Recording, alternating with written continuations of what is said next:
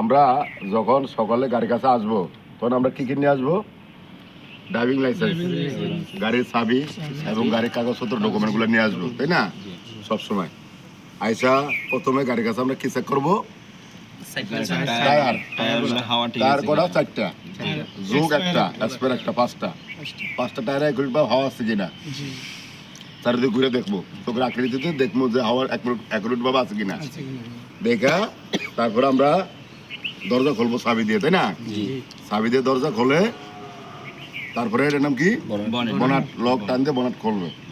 খুলে এখানে এসে কি চেক করবো আমরা? Brake oil. এটা brake oil, clutch oil, Mobil checkup, engine oil checkup, তাই না? স্টার্টিং পাওয়ার অয়েল, ওয়াইপার পানি, রেডিয়েটর পানি। আর মিটারে গ্যাস কতটুকু আছে? 200 হলো ফুল, 100 হলো অর্ধেক গ্যাস। এই দিনগুলো আমরা চেক করবো প্রতিদিন সকালে আসা গাড়ি স্টার্ট দেওয়ার আগে, তাই না? স্টার্ট দেওয়ার আগে দিনগুলো আমরা চেক করে তারপর গিয়ে স্টার্ট দেবো, তাই না?